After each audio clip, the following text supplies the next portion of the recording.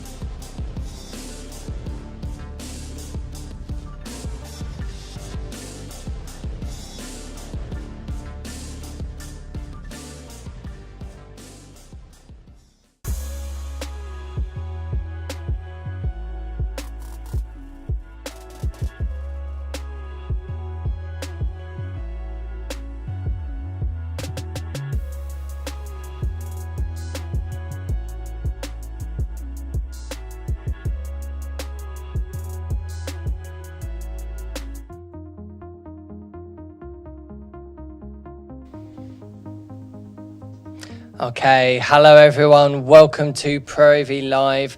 Sorry for the technical issues there at the start, just a few little bits and bobs at our end, and also helpfully Canon decided to have a fire alarm just as we were about to start. But everything is all sorted and under control now. So let's get started. Please welcome my lovely guests. So we're joined by Mehdia from Canon. Hello, Mehdia. Thank you so much for joining us today. You must be pretty busy, right? Yeah, it has been a busy day. And as you said, the fire alarm literally 10 minutes before the start didn't help. That was good. Thank you. Someone decided to mess with us there, didn't they? And of course, we've got Ollie Kenchington with us. Hello, Ollie. How are you doing? I'm very well, Carl. How are you? Yeah, I'm hanging in there, doing all right.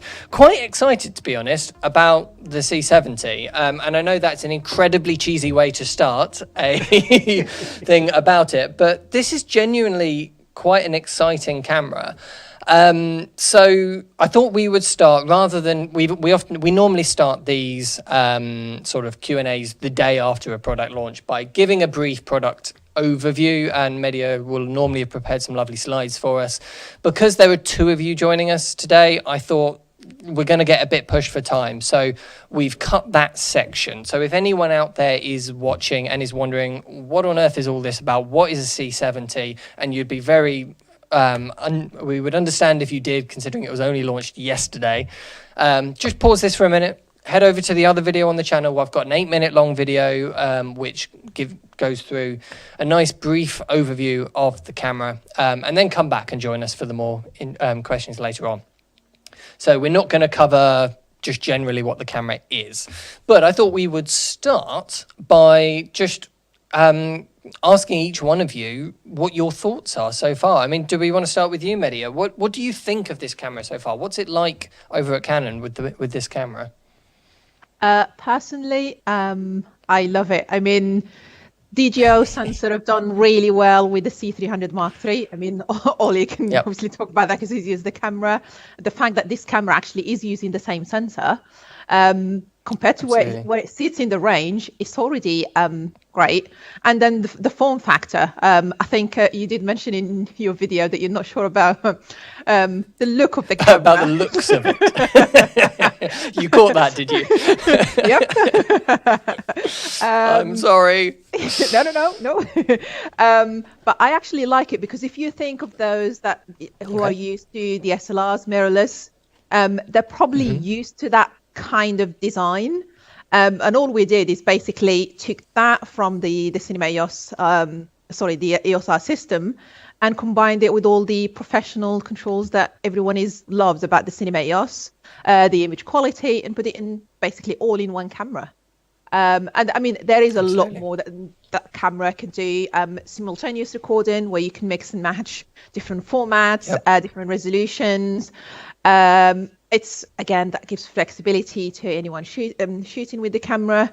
The IS as well, because it's an RF mount. It is our first Cinema EOS camera with an RF mount. And with the RF mount comes a number of benefits, including the IS. Obviously, it doesn't have the same IS as the R5, but the use of the RF lenses with the electronic IS built into the body gives you that enhanced and actually significantly better than when using EF lenses with the camera. The AF has improved, so as I said, a lot that we can talk about with this camera. I mean, I let Ollie basically tell you his first thought about the camera.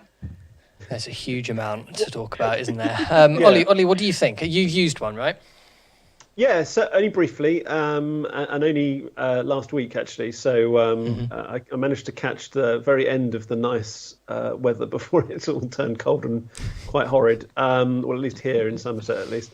Yeah, I mean, in terms of the image stabilization, and I'm just starting there just simply because there is an awful lot to this camera, and Mehdia just mentioned the IS. I think that was one particular aspect that was quite fun. I mean, obviously it's the same, or maybe not obviously, it's the same image stabilization that's in the C300 Mark III and the C500 Mark II. So in terms of, it's not like it brings anything extra from those cameras, but where I found myself noticing it more was the fact that it is a small package camera. So those other cameras, they're bigger, they're heavier, obviously, you hold them and rig them in a different way, and whereas this is designed entirely around the concept of hand holding mostly. I mean, it's got the built-in grip, which is pretty much exclusively how I was using it. I was just wandering around our local town and just kind of picking off shots, really, because I knew there was no point kind of testing the image too much, because I knew, well, certainly it was confirmed. I mean, it looks just like you would expect from that sensor. So for me, I was far more intrigued about how that form factor that was so shocking to you, Carl, what that body meant in practice. And having, well, there was two things. First of all, I had the 7200 RF on there, which is an amazing lens, absolutely beautiful.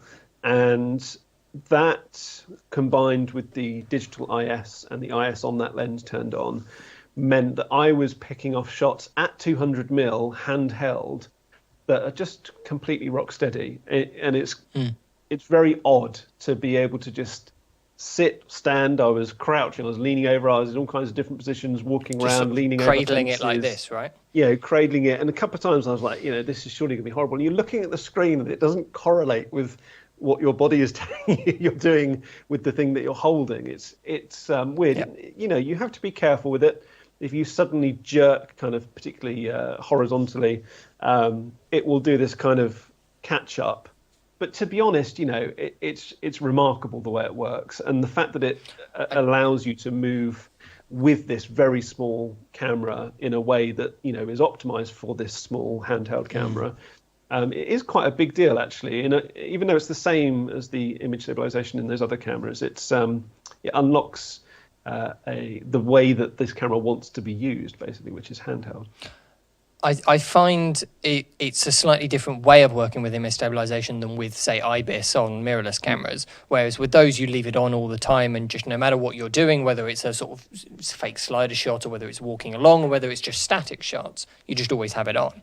Whereas with this one, I really like putting it on one of the assignable buttons at the front and then just toggling it on and off, because I find moving, it tends to look better without it on, because it can sort of jerk around a little bit, and I prefer the more natural looking movement of not having it on.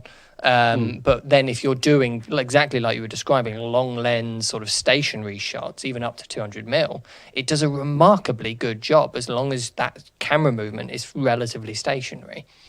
It works really well. Like I said, that horizontal kind of slider-like movement, I agree. Is best with it off, or to come up with a different solution for moving the camera. But I found myself doing something I've not done before handheld, which is actually just pushing in. And that was quite successful, actually. In fact, as I've done before, I've made some unedited camera original files from me, just my experiments, available on Dropbox for people to download and have a look at. And one of them on there is a shot where I'm just pushing in as like an old wrought iron gate, and you can see like the sun coming through beyond into a garden, and I literally just kind of push the camera through towards the gate, just hand holding it like that. I think at that point I had the 1635 EF on, using the new adapter, which is great, by the way. We'll talk about that more in a minute. I'm sure we will. And just pushed in, and it's that was at 120 frames. But even if you speed it up or scrub through it quickly, you can see that the camera movement, the actual body movement, is very stable, and that's interesting, because that's the type of thing that you would, traditionally want a gimbal for, that type of move in. But it means you can get shots that with much less equipment than you would otherwise need. Absolutely. How did you find the image quality as a colorist and someone who's used to working with the C200 a lot, and now the C300 Mark III as well? What are your first impressions of that? Well, in terms of image quality and color, and I picked my words very specifically there, it's, as far as I can tell, identical to the C300 Mark III. I did my normal chart test, filmed a chart, looked at a vector scope, saw where it was plotting those chromaticity coordinates, and it's exactly the same results I've had with the C300 Mark III, which is to say amazing. Great. It's one of the closest cameras I've ever seen in terms of its color accuracy for a standard Rec 709 references. So in that sense, absolutely spot on. It looks and feels, particularly in the high frame rates, it looks and feels just like I saw and see out of the C300 Mark III. But people need to be careful. In fact, this came up earlier today. Someone using the term image quality in reference to the long op formats. And I think we have to be careful to distinguish between that. Some people, I think, get confused about what long op is and what these IPB codecs are. The only effect in image quality that a long op codec will have is if you are pointing at something that has organic and unpredictable movement. So water is the classic one. In pretty much all other instances, there shouldn't be any kind of artifacts that would even give away any drop in image quality, really, from a long op codec. Long op is all about reducing data rate by not recording as many frames as you would if obviously you were recording all frames at 25 frames or however many frames a second that you would with an all-I codec. So just purely focusing on the image quality side of things, it's fine. It's great. Sorry, it's exactly the same as the C300 Mark III as far as I can tell. It's fine. It's fine. So to clarify why it's all right. So to clarify why we're talking, so you've still got lots of space there. That even though I know it's not RAW, and obviously that's a big thing, and for me a really big thing with the C300 Mark III that you have over this. But it's still 4210-bit, and it wasn't. I as we've spoke about many times, Carl, I still have a C200, and a huge percentage of the work that I've done with that camera over the last 2 years has been in 8-bit 420 MP4, and it looks stunning. So the fact that you've got this small form factor camera that's got a sensor that's giving you the color accuracy of a C300 Mark III, and yes, the codec choices are limited compared to the C300 Mark III, and you don't have the RAW, but they're still really robust 422 10-bit codecs with that great color accuracy. So from a color grading point of view, it's great, absolutely fantastic.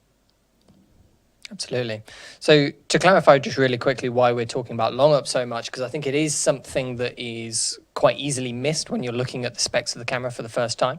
The camera, so the C300 Mark III, obviously the camera that this is sort of based on from a sensor point of view, is either long op or all-I in all frame rates and everything like that. And then there's RAW that goes alongside it as well.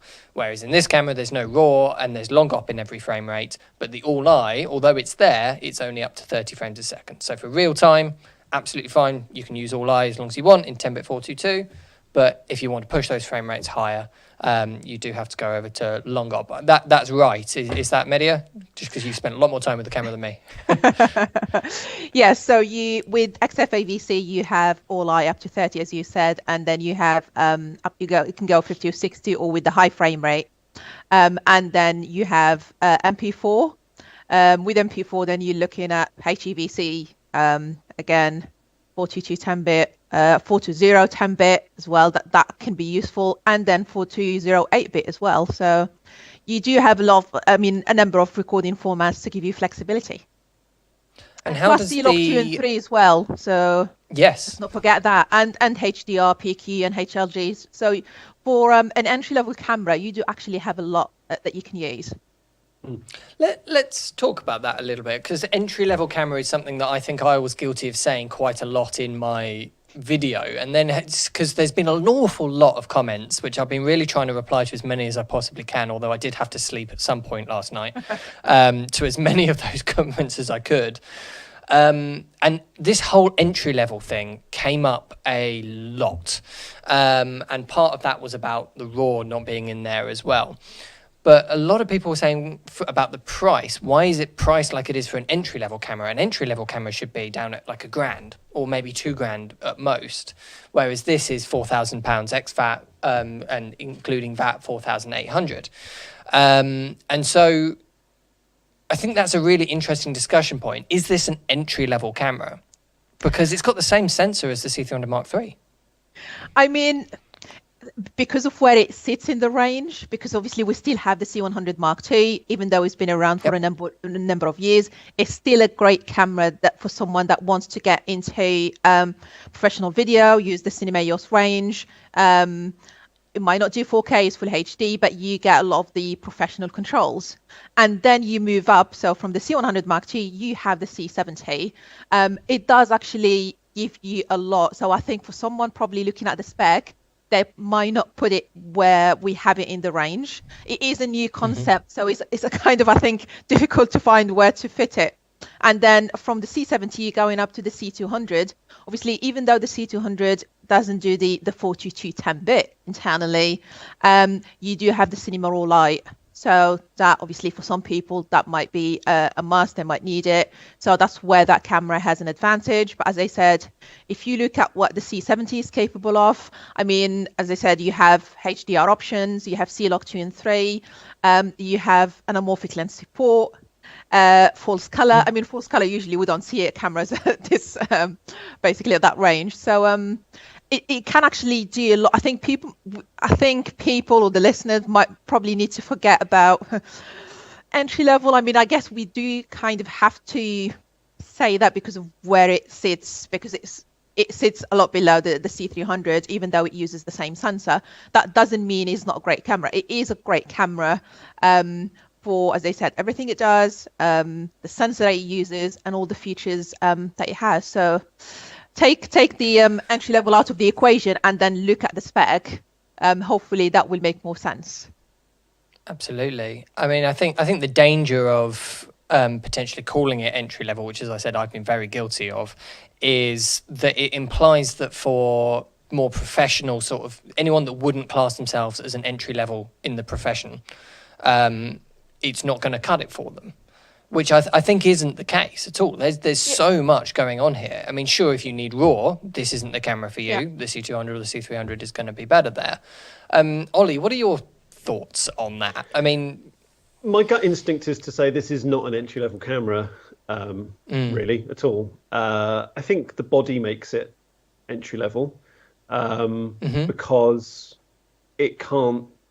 Well, it can. Obviously, anything can be rigged up, but rigging this camera up would be akin to rigging up a DSLR because it's taken cues from that form factor. So, for me, in terms of rigging this and building into a professionally rigged camera for cinematic use, if you like, it feels entry level because it's not playing along with what you would expect in the same way that the C500 and C300 bodies do. But in terms of just pure images and image quality and specification, it's not entry level at all. It's right up there with the C300 Mark III in terms of what it's capable of shooting, what the kind of video that it's capable of capturing. The price is then something else. Something that's not really for me, far more for people like you, Carl, to kind of worry about whether that determines whether or not it is or isn't entry level. It's an interesting one. I think it was always going to be a difficult one to fit into the range. It's a bit of a square peg going into a round hole, but who cares? Really, I mean, it's more options is a lot better than less options, and I'd rather have it and not really know where it fits and whether or not it's entry level or not, than not have it at all. I think it's for me, I naturally see it as a B cam to the C300 Mark III. You've got time code in on it. I saw someone comment yesterday somewhere saying, "Why have time code in but not SDI out?"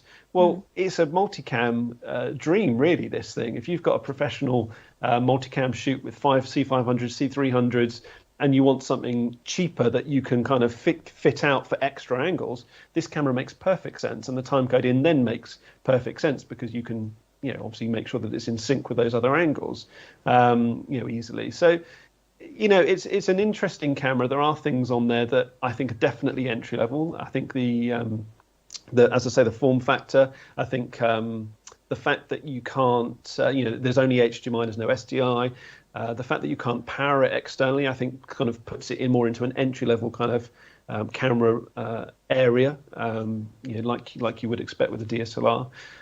But as I said, in terms of what the final end user sees, your client, if you like, or the viewer that's watching this, I don't think anyone would ever watch anything that has or will be shot on this camera and think that's an entry level image. And that really, for me, is the most important thing. Absolutely. Absolutely. It is a camera that fits into sort of two different mindsets. The first one, you could be thinking, right, this is the smallest, most basic cinema camera thing, and then go, hang on, that's surprisingly capable for what I was expecting there.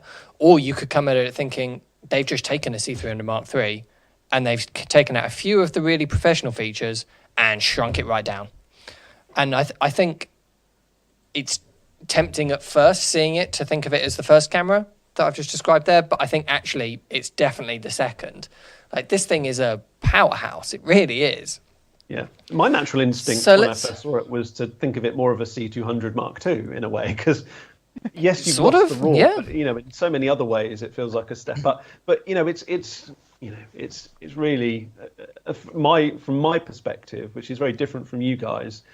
It's all about the image that you're getting and how creatively that can be used and how it will make my clients feel about the video and the films that we're delivering to them at the end. And in that sense, more than any other, it really doesn't a fit into a entry level kind of device at all for me. We're just getting a lot of price it is. chat going on in the thing about powering it externally. There was a comment you just made there, Ollie. I believe it does have a DC in input. Is that right, Mehdia? Yeah, the in, yes. Yes. I think, DC Ollie, were you yes. referring to larger batteries, think out- like out, Vlogs yeah. there? Yeah, exactly. Yeah. Okay, cool. So let's talk about it with the C200 for a little bit before we get on to. We're going to start answering some of the questions from the people watching in a second. But I just want to have a little chat about the C200 because I think that is a really interesting comparison. I found over the last couple of years of talking to customers about C200s, and we've got a lot of customers on C200s that are very, very happy. And I found they fell into two camps. The first camp loved the raw side of the camera and used that a lot, and that was why they were buying it. They probably mainly used the MP4 side of the camera, but they certainly used the raw side of the camera as well when they wanted to step up the game, and that was why they bought it, because they knew they could unlock all that extra image quality. And then the other half of it that almost didn't really wish that the raw was there, that didn't really care about it, didn't want to deal with the data rates. They just wanted to use the MP4 side of the camera and wished that it would be 10-bit. And we heard that a huge amount. I wish the C200 had 10-bit. Why won't Canon add 10-bit to it? I think this is a camera for that second type of user there. For those C200 customers that don't care about the RAW, in my opinion, they're going to always be better off with this. Now, do we think? Do you think that's fair to say? I'd agree. Yeah, I mean, I definitely agree. I think with the C200, because it was the first camera where we introduced the cinema raw light.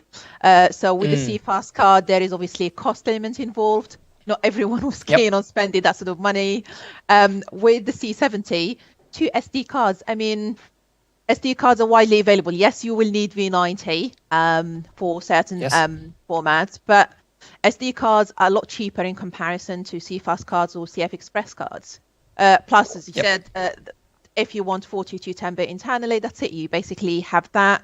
You have the SD card storage, so hopefully that will make them happy. Plus C-Log 2 and 3, because with the C200, you would have had to shoot Cinema Raw Light to get to kind of get the C-Log 2 and the 15 stops of dynamic range. Whereas with this, it's actually in the camera. You can choose it as an option. So the conversation I've had with a lot of people that currently own a C200 and they're thinking, oh, hang on, this looks quite good. The question I would put to them, if anyone out there watching is in that boat, is do you use the raw side of the camera?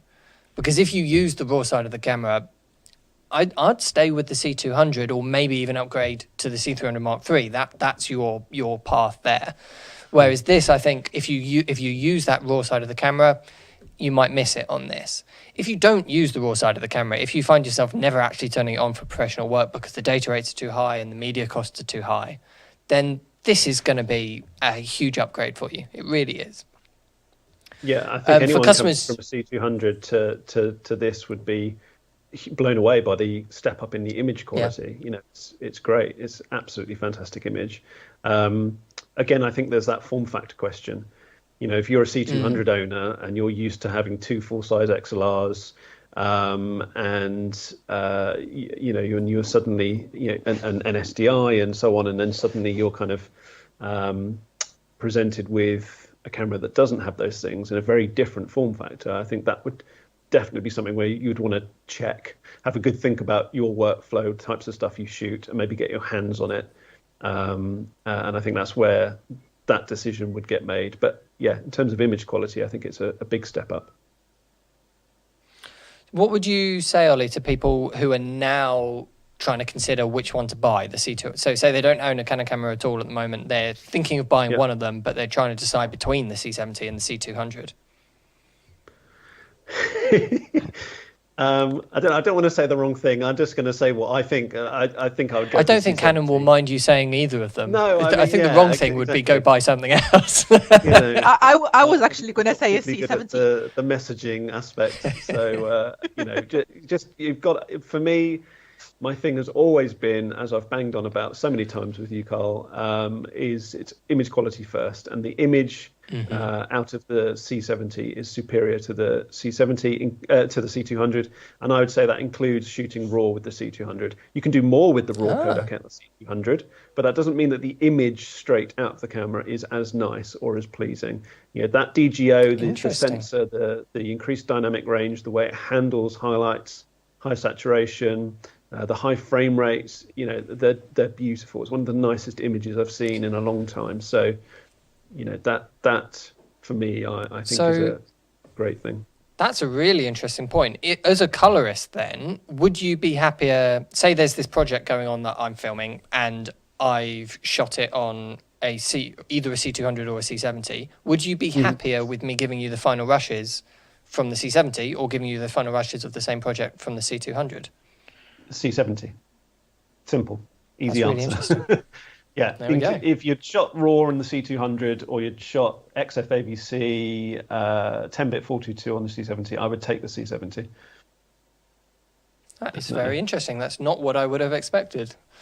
Lovely stuff. Yeah, I mean, this RAW is great, and there's a huge amount of data, but the sensor is just much more superior in the C70 and the C300 Mark III. It's a big evolution. It's a step up. So personally, from a post-production point of view, even though there's that smaller headroom, one assumes that people are fairly good at exposing and white balancing. So, well, I'm not. I did say I'd film it, so. If it was far off the mark, then maybe I'd take the RAW in that case. But it's a cleaner sensor. That I like the way it handles noise. But the DJO makes a big difference, doesn't it? Yeah. It's just a nicer image to deal with, I think, and that's down to that sensor. So let's give Carl a C200 instead of yeah, so that I can mess up the exposure. Thanks, Mehdia. It probably would be the same for me, but as I said, definitely I think between the two I would say C70 myself. So, or the 300. I mean, I love the 300 as well, so I can't fault that. Yep. So let's crack on with some customer questions. So Bob Drummond, right at the beginning of this, so sorry it's taken so long, Bob, to answer your question, has got two questions for us. The first is on HD. Is it limited to a Super 16mm crop? I think it's only the high frame rate. Yeah, so yes. You can do full HD or 2K in Super 35, or you can do it in Super 16. So you do have the choice. But I believe, am I right in thinking? In high frame rate, you have obviously, you can actually go down to 2K or full HD 120 if you want to, but you can't go up to the 180 unless you're in crop mode. So it depends on if that was the question or not. So. Okay. And the second question was, do any loop or EVF add-ons, are there any loop or EVF add-ons in the works? And I've had this question a lot on the YouTube comments as well, and I've seen it pop up in the chat as well here in the YouTube video, in the stream. People want an EVF. Now, I feel a little sorry for you guys, because you put an EVF on the C100 and everyone complained about it and no one used it.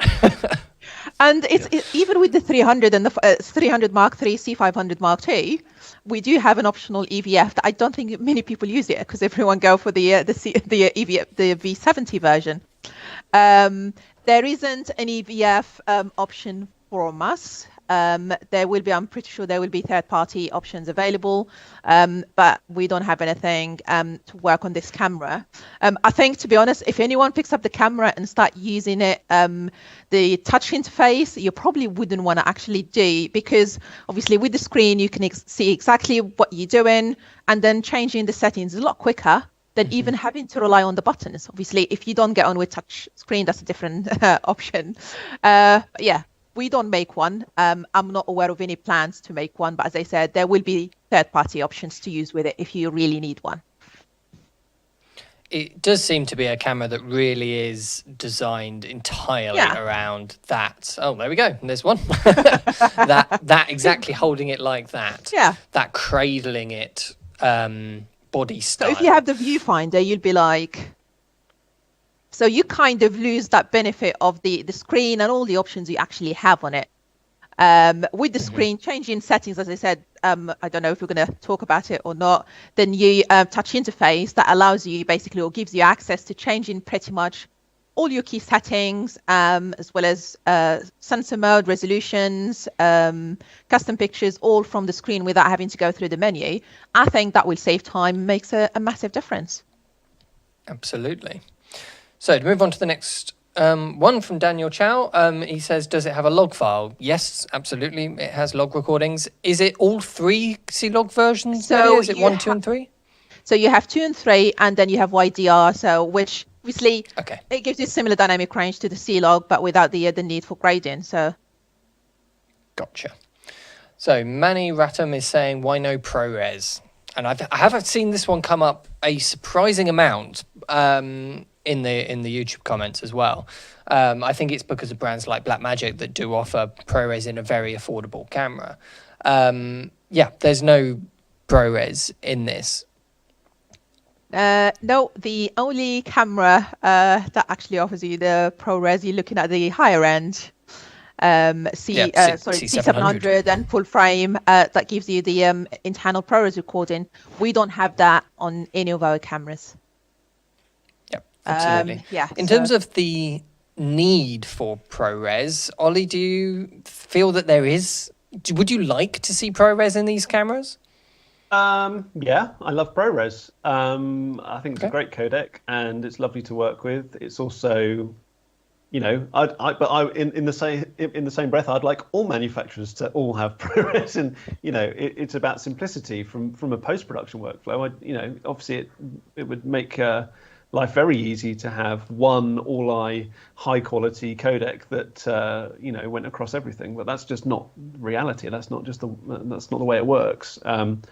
XF-ABC is fine. I mean, I maybe it's because as a colorist I get sent everything. I get all kinds of codecs from all types of cameras all the time, and so my head is just in that space. I'm constantly working with completely varied formats, so I don't it doesn't even occur to me really.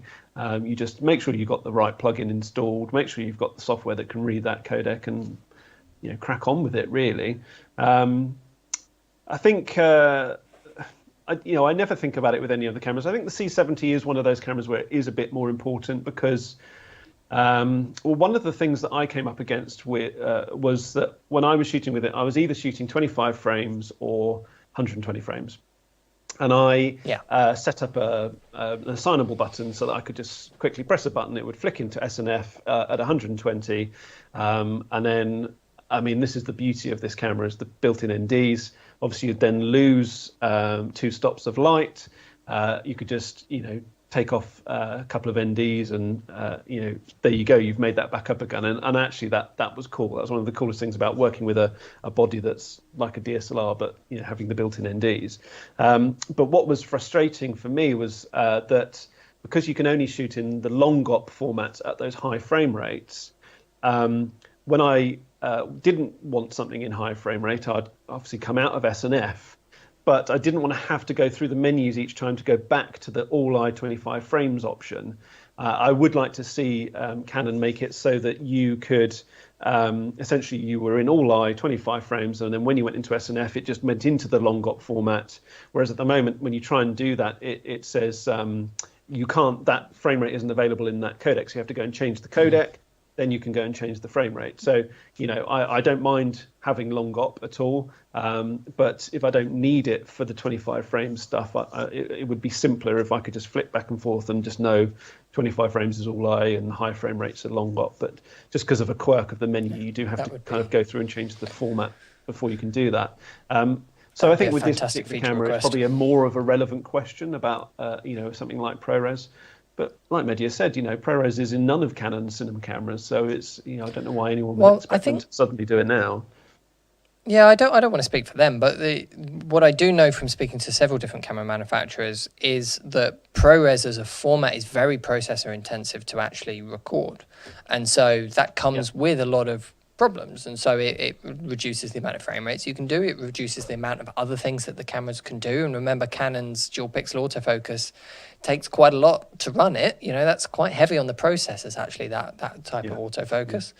So you lose out on your frame rate, lose out on your autofocus, and probably consume more power and everything like that as well.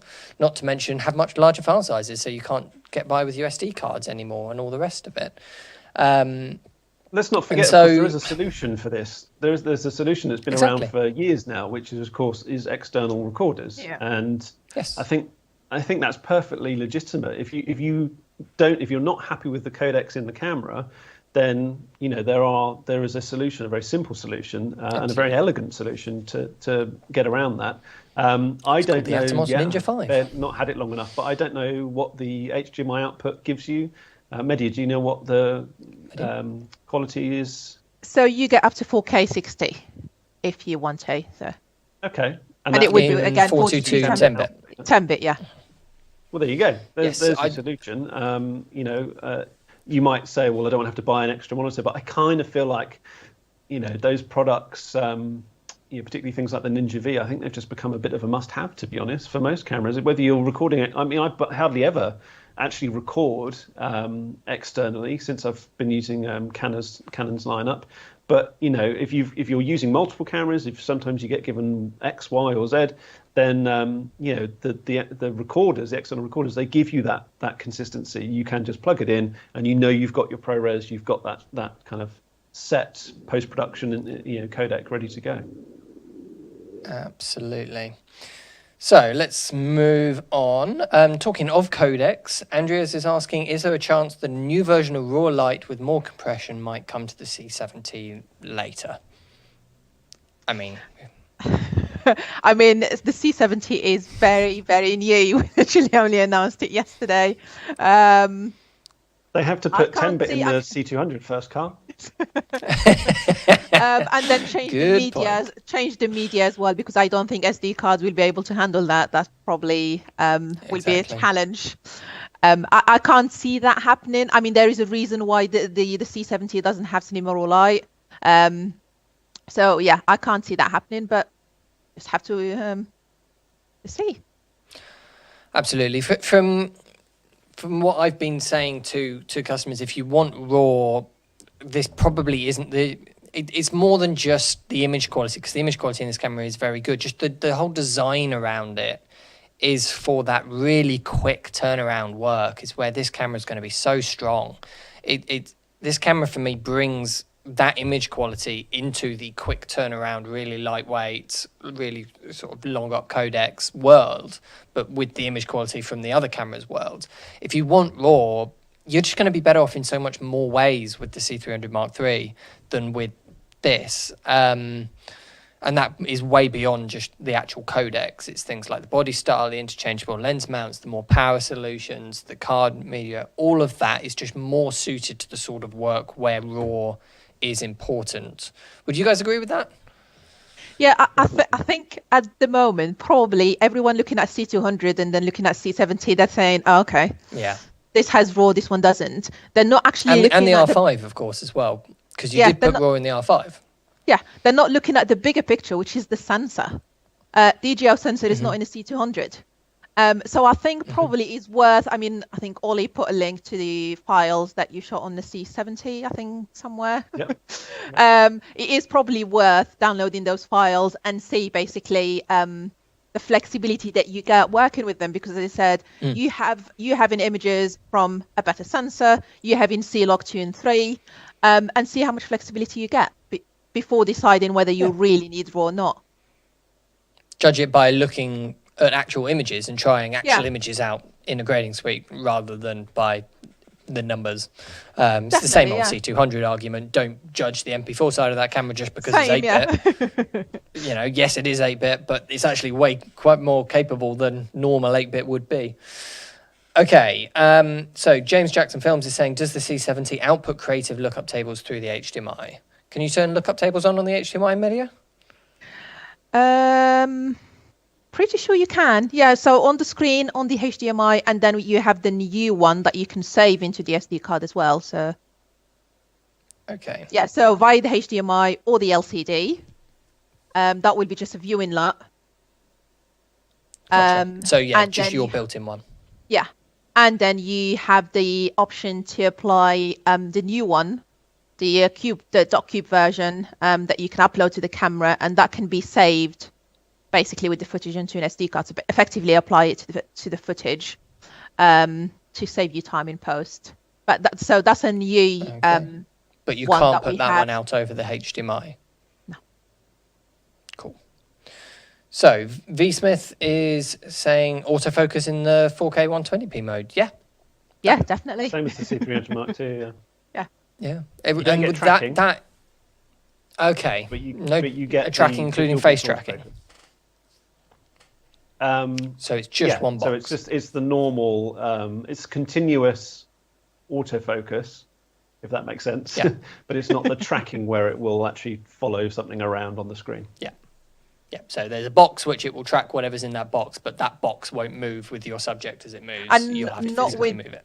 Not with the tracking, where you can basically customize a button on the camera to track basically subject. So that's not with the high frame rate, but you still have that reliable and fast autofocus in high frame rate. Just seen people talking in the chat about has a price been revealed? Yes, absolutely. It's all available to pre-order now. In fact, Dan, if you cut to my laptop, we have it there. So, okay, cut away from my laptop. It didn't work. Something went wrong there. Oh, it's because Scan Converter's closed. But yeah, it's up and available to pre-order. There we go. It is $399 ex-VAT. Ready to pre-order from ProAV. There you go. I think it's a great price, personally. I know there was this question earlier about, is it an entry-level price or not? I think that's entirely dependent on the individual, but I think when you look at how much money, as a business owner, when I look at how much money I've spent on cameras over the years, to think of what you're getting for that much money, I think it's great. I think it's quite competitively priced, personally. I completely agree. If you look at where the C200 was introduced, if you look at where the C300 Mark III sits, and let's also not forget when the C300 Mark III was announced, that's a good price point. I was in my pre-disclosure meeting with you, Mehdia, for the C300 Mark III, and you said the price. I was like, okay, that really works at that price point. That's a good price for that functionality of camera. And this is the same sensor with very, very similar image quality. So I agree. I think the price is a good one, and a great deal, value for money. Even with the C100, actually. C100 Mark II, when we launched it a few years back, it was around the £4,000. And if you think about it, it was a full HD camera. So, absolutely, things have come on a long way since then for what you can get for your money. So VSmith is asking about the adapter. So let's chat about that for a bit. The first question is, can the normal EF to RF adapter be used without image degradation? Now, maybe he does mean the new speed booster focal reducer one. Okay, let's explain what this is, shall we, Mehdia? So we're talking about the new adapter, yeah? Yes.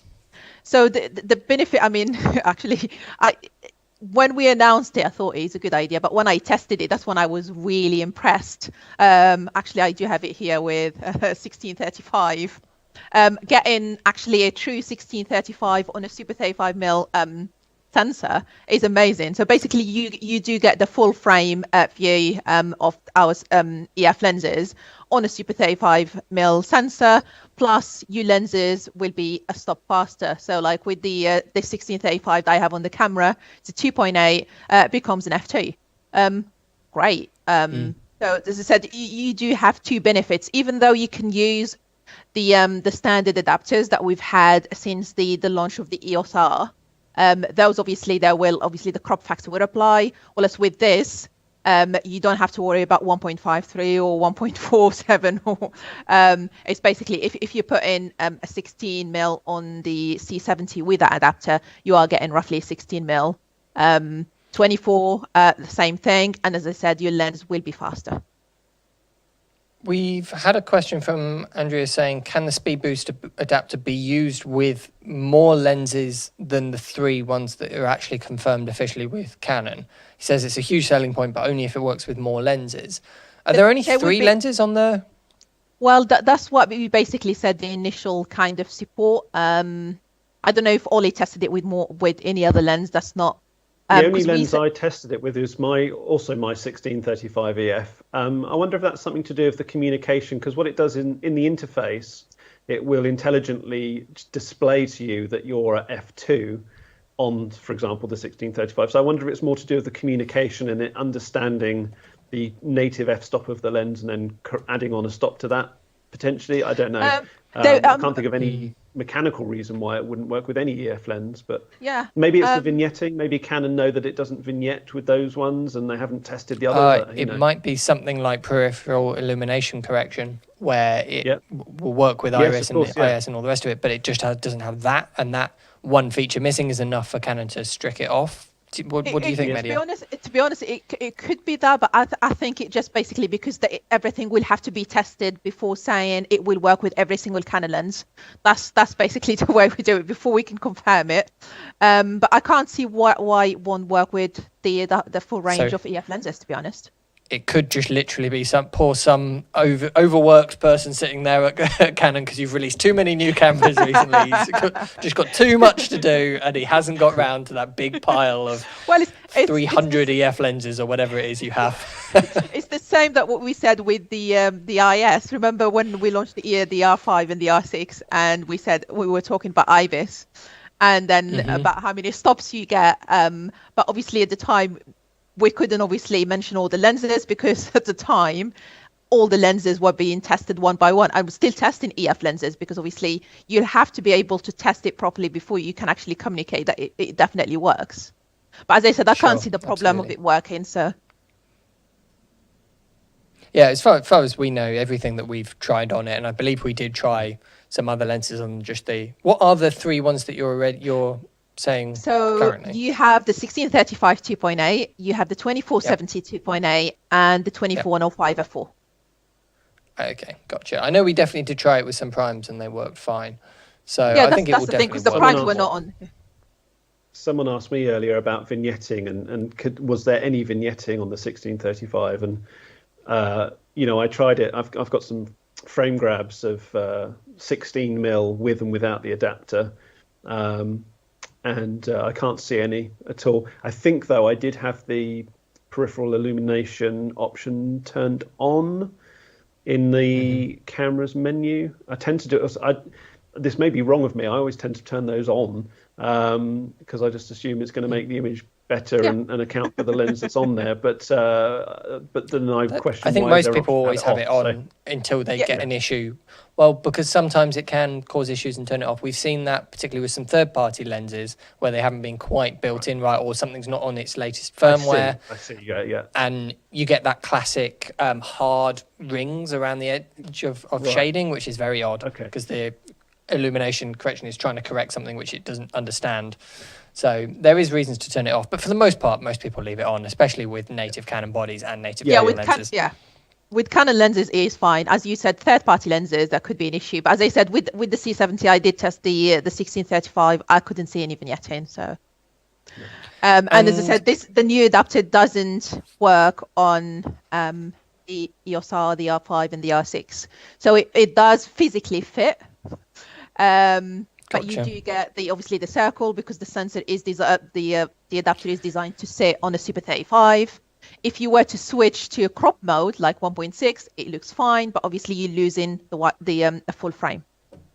So does that mean that we'll be able to use it with the EOS R to get around the 4K crop in?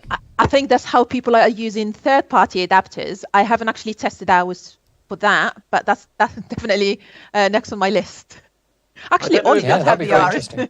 I don't know if it's because I had a sample, a pre-release sample, but when I had the adapter, it says on the front of the adapter, it says EOS R adapter. So I've been telling everyone, it definitely works with EOS R. It says EOS R on it. But maybe it's a good starting point, isn't it? Maybe the text is wrong on the sample. I don't know. But yeah, I mean, you're right. Obviously, if you're in HD on the EOS R, then that's using the full frame sensor, full frame of the sensor. But yeah, I haven't tested it, but I 100% assumed that this would be a very nifty way of getting around the vast majority of that crop in 4K on the EOS R. Yeah, I think, as I said, I haven't tested it, but I think that could work. But on the still side of it, as I said, you will get basically that almost like EFS look or the 1.6 crop. Yeah. Very interesting. So let's crack on with some of these questions. James is asking, does the DGO work with non-log profiles like YDR? It's not tied to the gammas. Yeah, so I can't see why. It's always active. It only turns off when you go up to high frame rates, I believe. So in Super 35 is up to 60. So you can use any logs or HDR or whatever options you have in the custom profile or custom pictures. And if you're in Super 16, it's up to 112. Doesn't affect the autofocus. And as I said, it is on as long as you're within those. And you can use, obviously, C-Log 2, 3, YDR, HDR, as I said. At the sensor level, so it's all happening before any gamma or any post-processing is done in the camera. Absolutely. So it's only the high frame rates that stop it from working. That's it. Do we think there would be you'd notice much of an advantage of it, though? Because, I mean, of course, DJO is all about getting the most dynamic range and cleaning up the noise floor when you're getting to that dynamic range. Do you think, Ollie, that you would even see the advantages of it using something that isn't log?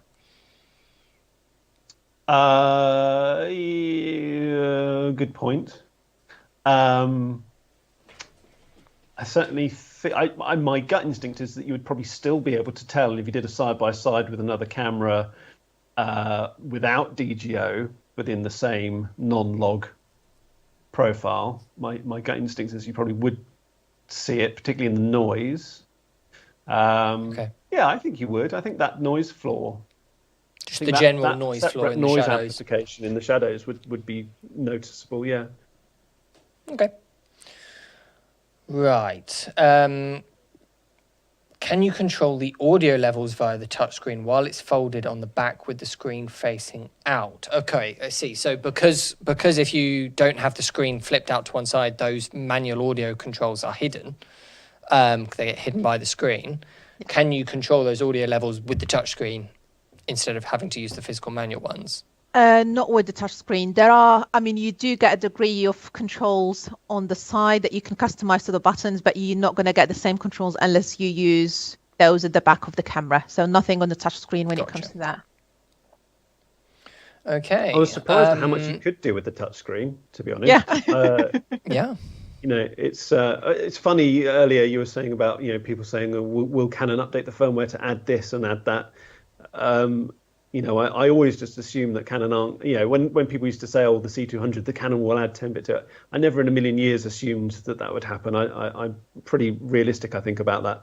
But I must say, what I would wish that Canon did is when they bring out new cameras, there's some really nice, nifty little things that appear that are pure firmware, like the way things are laid out in the menus or menu options, like the false color and things like that. And I do kind of think, well, I can't think of any reason why that couldn't just be ported to one of the cameras. And this with the C70, I was like, the touchscreen is so cool. Obviously, physically you need a touchscreen, but the fact that you could adjust so much that you can turn on false color, get your vector scope, you can get your waveforms, you can set up all the proxy and sub-record formats. I mean, I lost track of how many different options, all of your gammas, all of your frame rates, your ISO, your aperture, pretty much everything that you could want is actually, apart from audio, it turns out, is adjustable through that touch interface, which is really cool. And I love the trigger. Even the NDs. NDs. Being able to trigger record is great. With the NDs was the one that got me, actually. That really surprised me when you first got the camera up.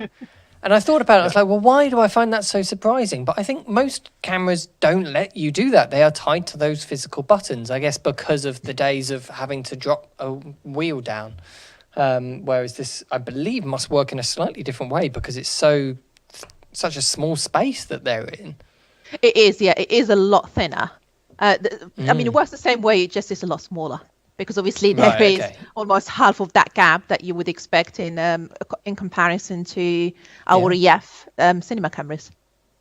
And even just that bit is really quite impressive from this camera, that you've managed to get internal NDs and the same amount of internal NDs as well. So having two that cross over to get up to 10 stops on a camera with the flange distance of an RF mount. So it's quite impressive. So, okay, Music Freak is saying, I noticed on the Canon page for the C70, it mentions photos. Can it take basic stills as well?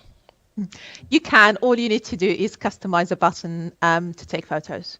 And then depending on the resolution you're at. So if you're at 4K DCI UHD, then you are looking roughly at about 8 million pixel still. But you just need to customize a button to do it.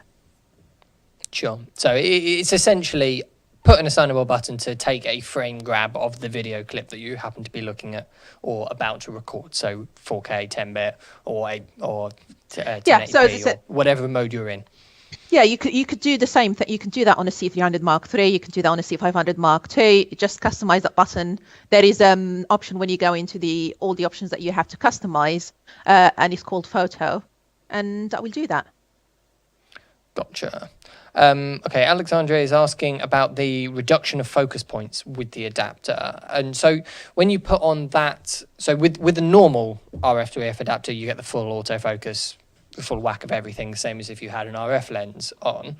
But if you put on the focal reducer, the 0.71 times one, and use full frame EF glass, yep. How does that change your focus points? It's about 60%. Okay. I mean, I tested it, and it seems like it does actually. It feels like it is covering more than 60%, but that's what we've been told. So. Okay. It's interesting. I wonder, do you think it's physically 60% of the area, so it sort of reads this middle? Yeah, that's portion? how it's meant to be, like 60%, because so it's not just 60% of the overall things are active. So this one isn't active, that one isn't active. Oh no, it's not like that. It's more of the area. Because I was trying to test it and push it and see having a subject more towards the edge of the frame if it was going to still, and it did pretty well. I mean, I didn't obviously do up to the edge of the frame, but it actually did pretty well with even phase tracking. So absolutely. Ollie is asking, can you save multiple custom button profiles? So can you save it in the camera to say that assignable button 1 is this, 2 is this, 3 is this, and then have different sort of setups that you can swap between? Like a set of customization. We see customers using this a lot for my menus and assignable buttons on an SD card. So they have an SD card with how they like their camera set up with them, so that it doesn't matter what that camera's been doing. If somebody else has been playing with it or something like that, they then just put the SD card in, load their settings back up, and they know that camera is how they want it. Can it do that? I mean, you can save a set on camera and then export it into another card, but saving a number of options, I think the only way you can get around it is if you because even my menu wouldn't do that. As far as I know, it's probably one set at a time, but I'll double check. Okay. Right, I think that has come to the end of our questions. So we're reaching the end of our time anyway. So one thing that I wanted to round up with at the end was just a little bit of a chat on where we now think this leaves us. You know, this is a very interesting and exciting little camera. You can debate the intricacies of everything for hours and hours and hours. But in terms of the big picture, what do we think this does to the camera landscape as a whole, but also Canon's lineup specifically? You know, what do you think, Mehdia? For us, I think this new camera, it does actually add more flexibility. As I said, the camera on its own right can still be a main camera, especially for like lower budget productions. But if we were to look at this camera being used as a B or a C cam, I mean, I can see obviously working with the 300 Mark III, yes, because it's the same sensor. But for those, for example, that looked at the C500 Mark II, were complaining about the fact that you don't get 120 frames 4K on C500 Mark II, this is another option that's giving you 4K 120. And then obviously the introduction of the RF mount as well, the flexibility, taking advantage of the quality of the RF lenses. I think since we announced the EOS R system and then people started testing the RF lenses, everyone has been so impressed, even obviously how how sharp those lenses are. You can shoot wide open and not having to worry about missing the focus. So everyone wanted that. And again, the C70 can work well with the R5. The R5 is that hybrid camera, so it's still primarily a stills camera that shoots video, but combining the two, they will work really well. If you have a set of lenses with the R5, you can again use on the C70, so you get that flexibility. So I think obviously they said it is a new concept. So I think the future of the cinema EOS cameras is actually now getting even more exciting. No, absolutely. Do you see this sitting alongside the EF for a substantial amount of time? Sort of the same way that I guess that you've done with your stills lineup. You've got your mirrorless cameras and your DSLRs. Do you think it's the same sort of idea in the cinema world? In a way, yes, because you still obviously you just need to put an adapter on, and then you have access to all our EF lenses.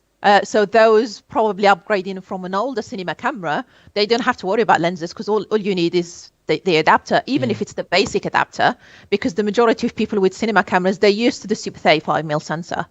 And then you can just use your lenses, even the cinema, the primes, or the other range of cinema lenses that we have. But as I said, so you can look at it in two ways. It still sits perfectly within the cinema EOS range with EF lenses. But as I said, there is a future there with the RF lenses, the RF mount as well, and the flexibility it gives. As I said, we already see the benefit with the AF, the benefit with IS as well.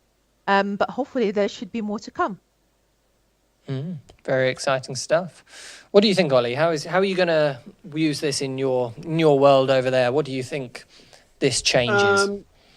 I think for us, it fits as a kind of a B cam. I think for me, still the C300 Mark III is the camera. It offers more flexibility for the type of productions that we do. I think we definitely need the RAW, and we definitely need something that can take V mounts easily and be rigged up accordingly. Sure. But this is a very exciting extra option. I love shooting handheld, so this plays in really nicely with that.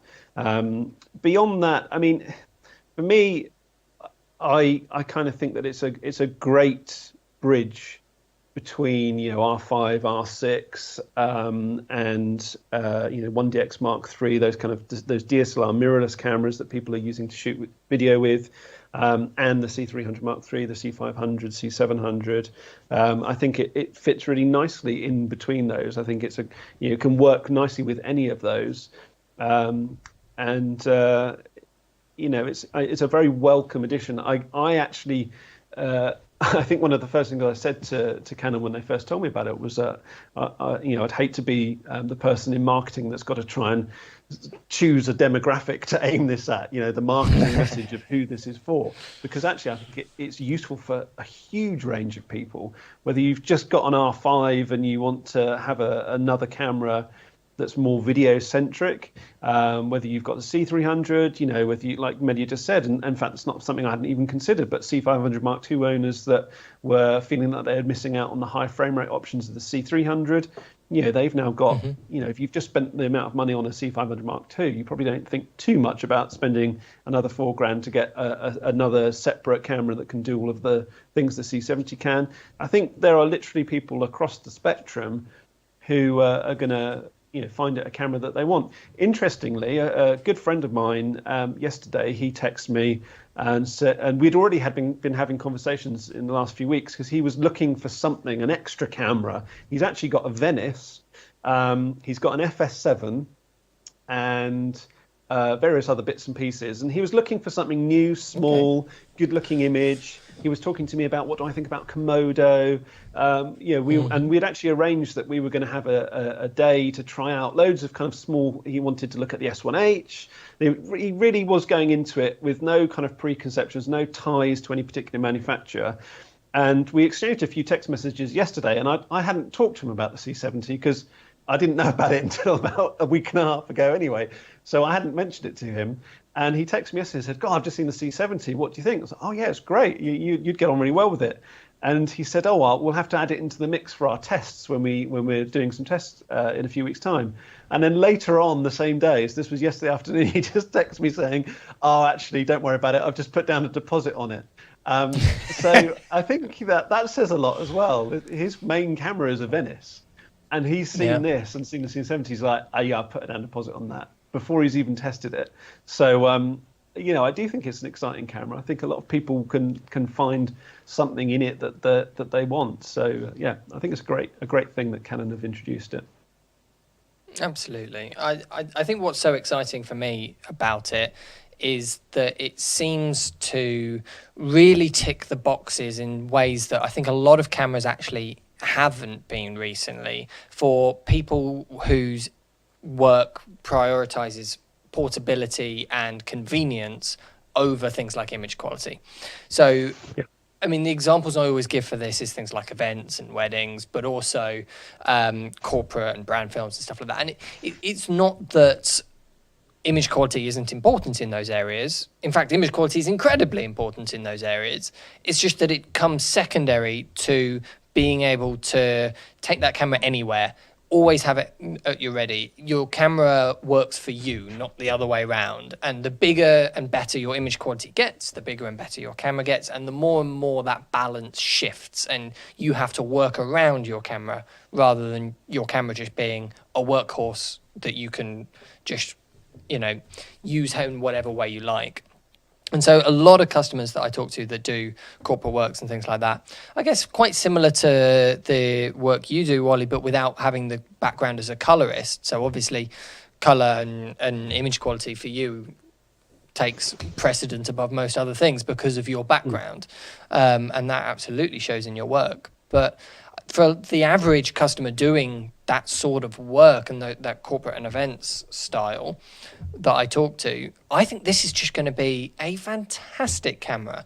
The size is right, the ergonomics is right, the record options and the DGO sensor and the frame rates.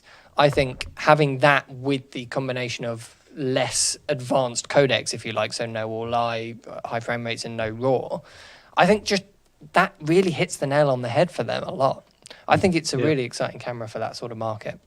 There's also quite a lot of people, I don't know if you've come across this, Carl, but I've met a lot of people that buy, cinema style cameras like the Cinema EOS range, not necessarily talking about Canon, just anything. They have that type of camera, whether it's an FS7, a FX9 or anything like that. And for years now, it's become kind of almost expected that you grab a mirrorless or a DSLR to have as a B cam. And we've got so used to just kind of working with the limitations that come with that, particularly in terms of audio and NDs and dynamic range.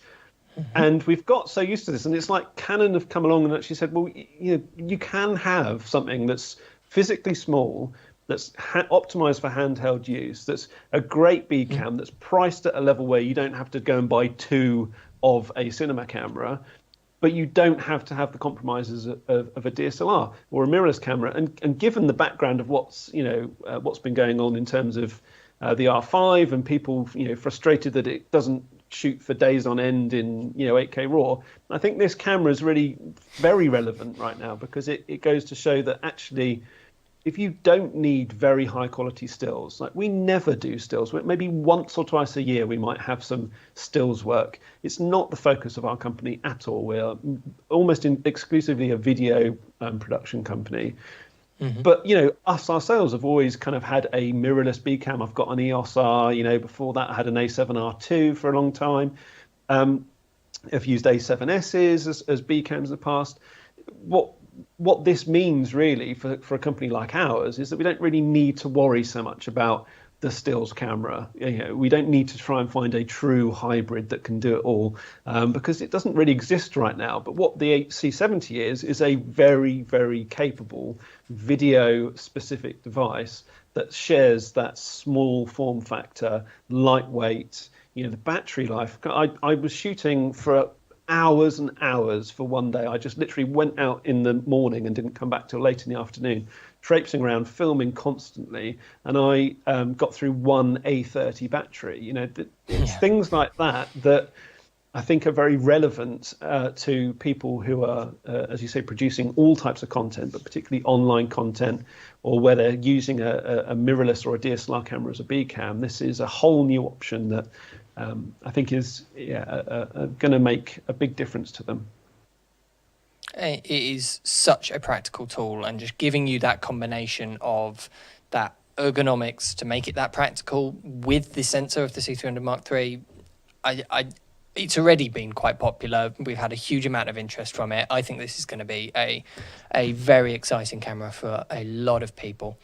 But thank you guys both so much for joining me. Mehdia, I will let you get back to your, I'm sure, rather extensive workload. Things must be busy over at Canon HQ right now.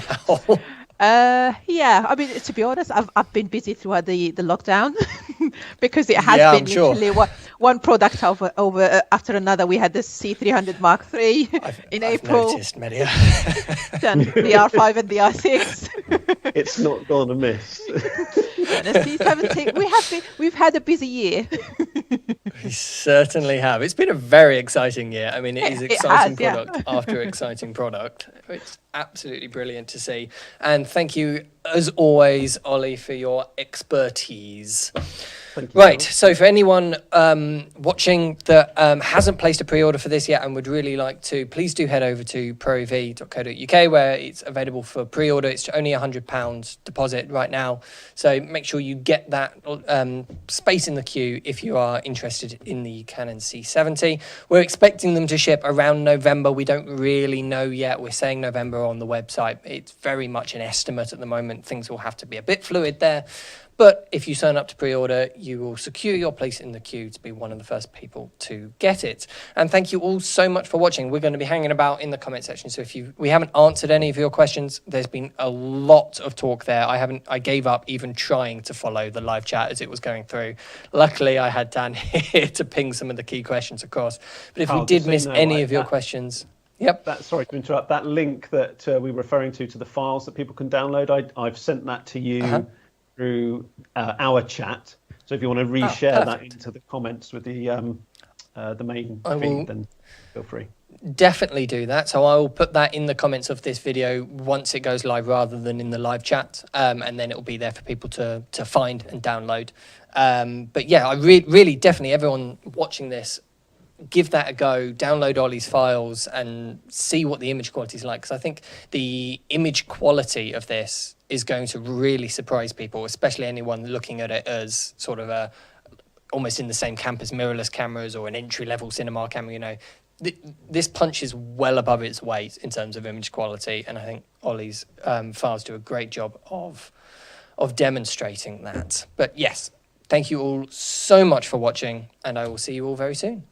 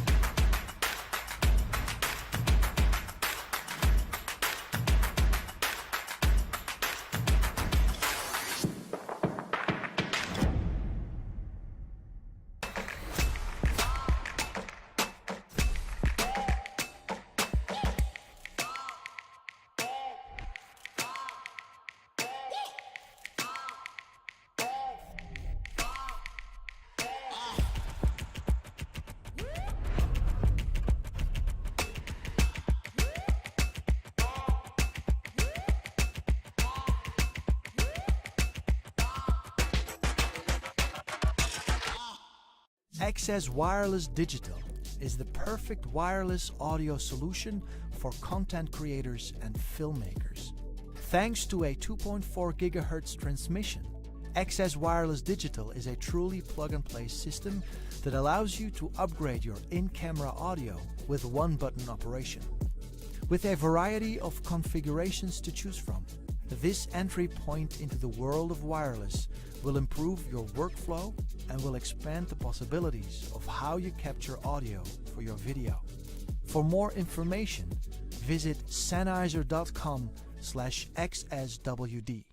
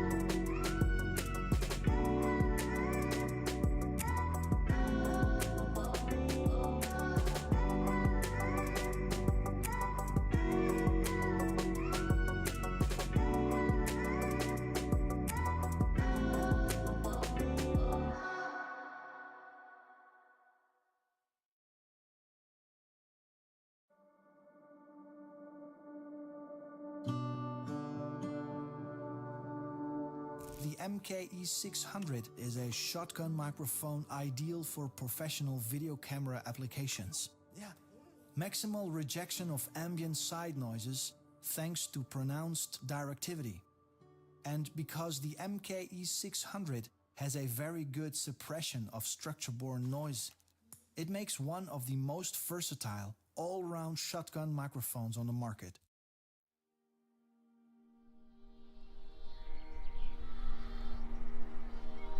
The new Super 35 sensor that Canon have introduced with the C300 Mark III is quite a big step up from other S35 sensors that they have created before. From the body and the flexibility that gives us in terms of the expansion packs and the interchangeable mount, to the sensor with its increased dynamic range for tackling scenes that possibly we couldn't have tackled or captured faithfully before, I can get more out of this camera. My money goes further. It's as simple as that from a business standpoint. From a creative point of view, it's unquestionably unlocking more creative avenues for us as filmmakers.